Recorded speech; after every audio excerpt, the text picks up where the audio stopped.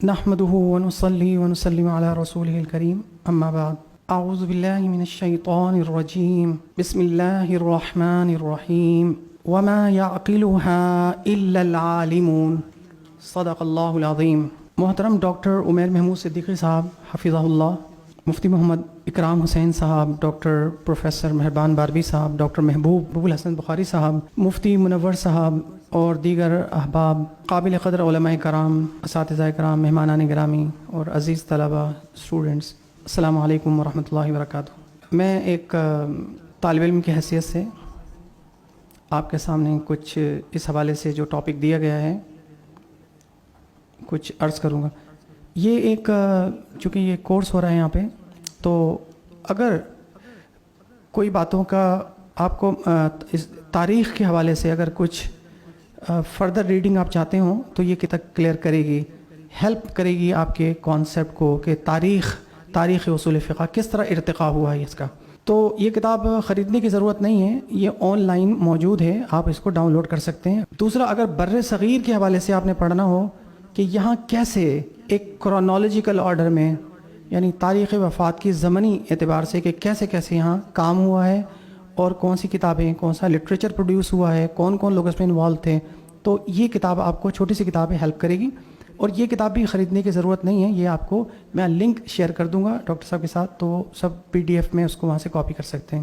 سوال یہ ہے کہ علم اصول فقہ کی ابتدا کب اور کیسے ہوئی ہے؟ دیکھیں، پہلا سوال تو یہ ہے کہ اصول فقہ کہاں سے شروع ہوا؟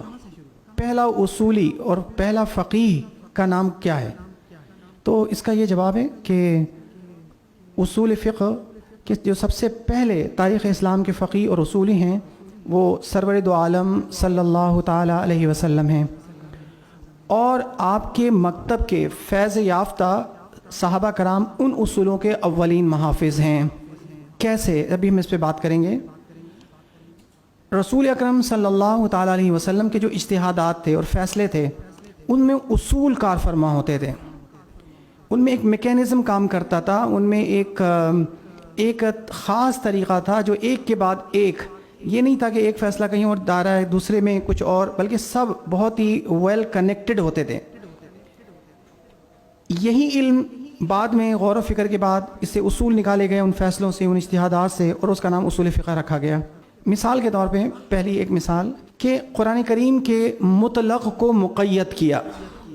ہم پڑھتے ہیں یہ مطلق ہے، مقید ہے۔ قرآن کریم میں جب یہ حکم آیا وَالسَّارِقُ وَالسَّارِقَةُ فَاقْطَعُوا أَيْدِيَهُمَا کہ سارق اور سارقہ کے ہاتھ کاٹ دیے جائیں۔ اب اس آیت میں جو ید ہے یہ مطلق ہے، جیسے قرآن کریم میں آیا کہ جو ید کا اطلاق ہے وہ پوروں پر بھی ہوتا ہے اور پورے بازو پر بھی ہوتا ہے۔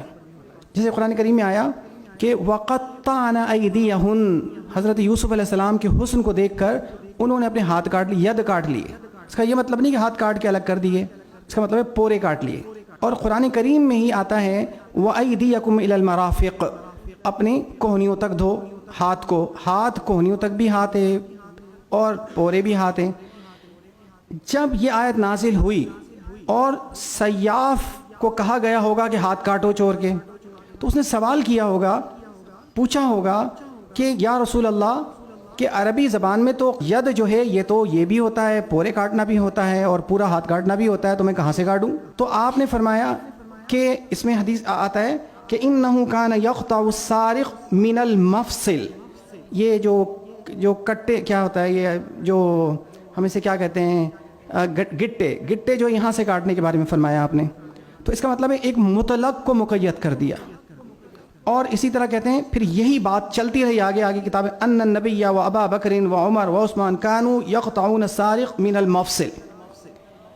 اسی طرح سے جب یہ آیت نازل ہوئی، آیت سرقہ، تو آپ نے فرمایا یہ جو لفظ ہے کہ فقطعوا، اب یہ قطع کا جو اطلاق ہے وہ کہیں ہوتا ہے عربی زبان میں، اور ہاتھ کاٹ کے الگ کر دینے پہ بھی ہوتا ہے، یہ ایک مطلق ہے دونوں چیزوں کے لیے۔ اب سوال یہ کہ وہ کیا کرے؟ جیسے وَقَطَّعْنَ أَيْدِيَهُنَّ، قَطَّعْنَ، اس میں ہاتھ کے پورے کٹ کے خون بہنے لگا تو کہا کہ قرآن انہوں نے اپنے ہاتھ کاٹ لیے۔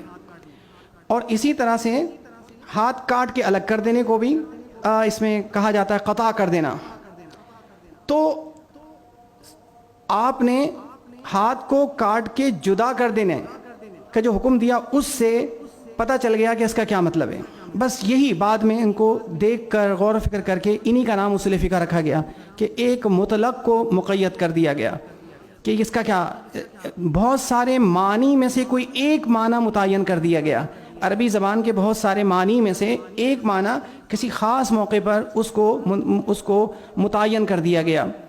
جب ہم بات کرتے ہیں اسلامی قانون کی تو شاید ایسا لگتا ہے کہ جب اسلامی قانون آیا ہوگا تو شاید سب کچھ بدل کے رکھ دیا ہوگا, ایک بالکل نیا سسٹم, ہر چیز. جیسے اس کمرے میں اگر کوئی نیا نظام آ جائے تو اس کی کرسیاں بدل دی, اس کے مائک بدل دیے اور ہر چیز ختم کر کے ایک نئی چیز کو لے آئے. جبکہ ایسا نہیں ہے. معاشرہ ہمیشہ سے ارتقا پذیر رہتا ہے اور اس کے ساتھ نئے مسائل بھی آتے رہتے ہیں. ان نئے مسائل کو ہینڈل کرنے کے لیے قانون بھی ترقی کرتا رہتا ہے. اسلام نے یہ نہیں کیا کہ سب چیز ختم کر دی ہو, ایک نیا سسٹم دے دیا ہو, ہر چیز تبدیل. دیکھیں اس کے اسلامی قانون کے دو ارتقائی مراحل ہیں. ایک کو ہم شعوری کہہ سکتے ہیں, ایک کو غیر شعوری کہہ سکتے ہیں. آپ قبل از بعثت کی بہت ساری چیزوں کو اسلام نے باقی رکھا. یعنی اسلام سے پہلے جو ایک سسٹم چل رہا تھا ان کی چیزوں کو, کچھ چیزوں کو جو اسلامک اسپرٹ سے متصادم اور متضاد تھیں انہیں تو ریجیکٹ کر دیا, کچھ چیزوں کو جو صحیح تھیں انہیں ایکسیپٹ کر لیا, کچھ چیزوں کو جزوی ترمیم اور اصلاح کے ساتھ اس کو ایکسیپٹ کیا. یعنی ایک چلتا ہوا سسٹم تھا, پہلے سے جو سوسائٹی کے سسٹم چل رہے ہوتے تھے ان کو ہی موڈیفائی کیا بہت ساری جگہ پہ. جیسے مثال کے طور پہ جیسے چور کے ہاتھ کاٹنے کی سزا تھی اسلام نے باقی رکھی, اور البینۃ علی المدعی والیمین علی من انکر, یہ اصول تھا, یہ پہلے بھی تھا, بعد میں بھی اسلام نے اس کو باقی رہا کہ جو کوئی دعویٰ کرے تو وہ اپنے ساتھ اپنے وہ بھی لائے, دلیلیں بھی لے کر آئے, گواہ بھی ساتھ لے کر آئے. حتیم میں جا کر خانہ کعبہ کی قسم کھانے کا عمل تھا, اب بھی ہے. اسلام نے ریفارمز کیے, معاشرتی اور لیگل ریفارمز بھی کیے. پہلے یہ تھا کہ قتل کے بدلے میں قتل ہوتا تھا, لیکن ادنا قبیلہ اگر اعلیٰ قبیلے کو مار دیتا تو اس کے بدلے میں 2 لوگ مار دیتے, 4 لوگ مار دیتے. وہ خود اپنا جیسے ہارس پاور ہوتی ہے وہ دیکھتے تھے ایک آدمی کتنے پاور کے برابر ہے, اس کے لحاظ سے وہ ڈیسائیڈ کرتے تھے.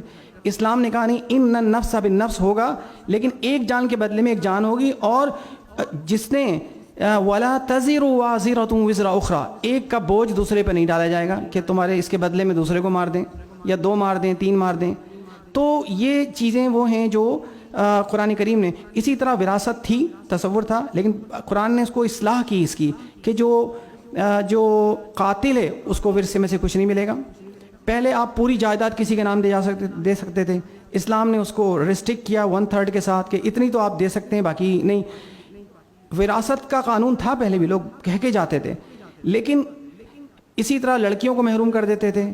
تو اسلام نے جو عورتوں اور بچوں کو اس کے حق سے محروم نہیں رکھا. بارٹر سسٹم جو ہوتا تھا, ایک گندم دے, کچھ چاول دے دے, تو وہ بے اس کو جو بے مقایضہ غالباً کہتے ہیں, تو وہ باقی رکھا اس کو.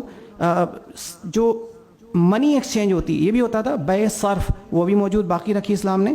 اسی طرح معدوم کی بے نہیں ہوتی, جو چیز موجود نہ ہو, ایگزسٹ نہ کرتی ہو, لیکن بے سلم کا استثناء کے ساتھ اس کو باقی رکھا کہ ٹھیک ہے کوئی جوتا بنوانا ہے, فرنیچر بنوانا ہے, چیز موجود نہیں ہے, آپ آرڈر کریں اور جو ہے بعد میں وہ چیز آپ کو مل سکتے لے لیں. تو یہ وہ چیزیں تھیں جو پہلے بھی تھیں, لیکن اس میں ترمیم و اصلاح کے بعد انہیں بہت ساری چیزوں کو قبول کیا.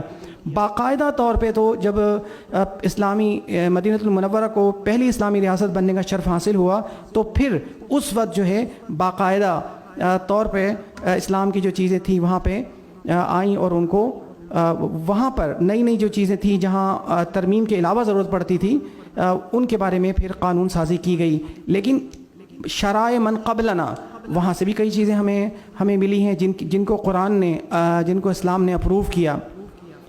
اچھا, ہمارا پہلا سوال یہی تھا کہ علم اصول فقہ کی ابتدا کب اور کیسے ہوئی ہے. تو میں نے آپ کو بتایا کہ عہد رسالت میں ہی شروع ہو گیا تھا سلسلہ, لیکن اس وقت علوم و فنون کی تدوین کا رواج نہیں تھا. اگر کوئی پوچھے اچھا اس وقت اصول فقہ تھا تو پہلی کتاب کون سی تھی عہد رسالت کی, تو اس وقت باقی علوم میں بھی کوئی تدوین کا رواج نہیں تھا.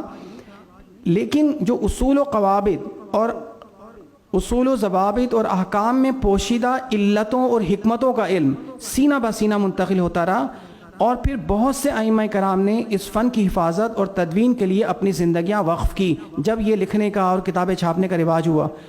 4 ائمہ کرام رحمہم اللہ کو شہرت دوام نصیب ہوئی۔ دیکھیں یہ کچھ کتابیں ہیں جو آج ہم پڑھ رہے ہیں اس کے حوالے سے۔ اصول فقہ میں اگر عربی زبان میں تو بہت کتابیں ہیں، جیسے تطور علم اصول الفقہ ہے، اس پر کتابیں بہت سارے لوگوں نے لکھی ہیں، آپ کو مل سکتی ہیں اگر آپ مزید اس پہ پڑھنا چاہتے ہوں۔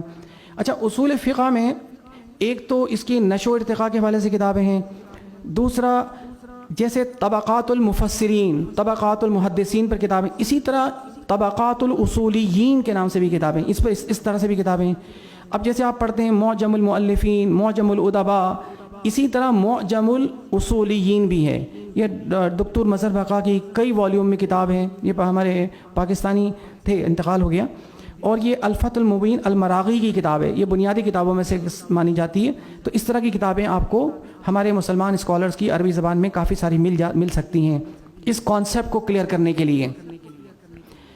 اچھا، آپ سوچ رہے ہوں گے شاید کوئی مسلمان ہی لکھ رہے ہیں اس کے اوپر، نہیں، یہ انگریز جو مستشرق ہیں انہوں نے بھی اسلامک کا جو origin and evolution of Islamic law ہے، فقہ کے حوالے سے، اصول فقہ کے حوالے سے اس پر کام کیا۔ یہ وائل حلاق، ان کا فلسطین سے تعلق ہے، فلسطینی عیسائی ہیں اور فقہ و اصول کے بہت بڑے استاد مانے جاتے ہیں۔ کولمبیا یونیورسٹی میں یہ بہت مصروف ترین استادوں میں سے ایک شمار ہوتے ہیں۔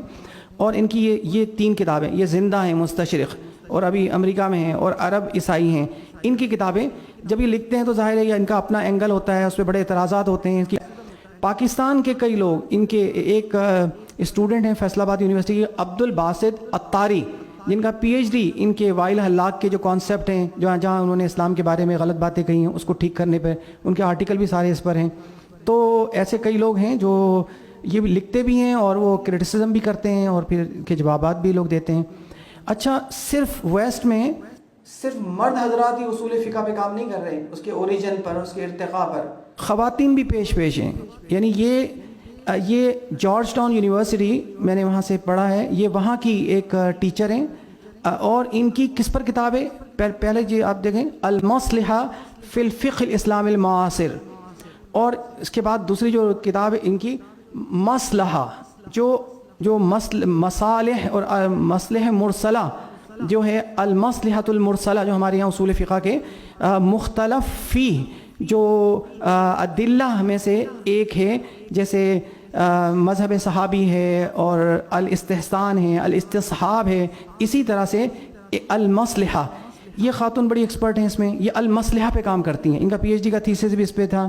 اور آپ دیکھیں نہ صرف استاد ہیں بلکہ آخر میں دیکھیں ان کی جو کتاب ہے، یہ والی لال رنگ جس کا نظر آ رہا ہے، اس کی قیمت $263 اور 80 سینٹس ہے۔ یہ آپ کو پتہ ہے کتنے پیسے بنیں گے؟ تقریباً 70,000 سے تھوڑے سے کم بنیں گے یہ ایک کتاب ہے، اور یہ بکتی ہیں کتابیں۔ یہاں پر ہمارا یعنی ہم لوگ جو ہے مصنف خود کتاب لکھتا ہے، پھر اسے بغل میں دبائے پھرتا ہے، لوگوں کے ہاتھ پر جوڑتا ہے کہ بھئی آپ تحفے میں لے لیں کتابیں، اور پھر وہ اپنے شیلف میں رکھ دیتے ہیں بغیر پڑھے ہوئے۔ یہ یعنی خود ہی آپ بانٹتے پھرتے ہیں، اپنے پیسوں سے چھپواتے ہیں، اپنے پیسوں سے بانٹتے ہیں۔ یہ وہ یعنی کتاب ہے، اور اس طرح کی یہ اتنے ہی پیسے ہوتے ہیں، کوئی آپ لاکھ روپے کی کتاب ان کی یہاں ہوتی ہے، اور یہ اصول فقہ کا کام ہے، یہ اصول فقہ پہ کام ہو رہا ہے۔ صرف میں آپ کو ایک اینگل بتانا چاہتا تھا کہ یہ یعنی جو آپ پڑھیں گے تو آپ کھلے دل کے ساتھ پڑھیں، اور اس کا ایک بڑا، جس طرح ڈاکٹر صاحب نے فرمایا کہ وہ آپ کو لا اور ججز اور سب اس طرح کی چیزیں آپ کو کنیکٹ کریں گے، یہ آپ کے لیے بہت مفید ثابت ہوگا۔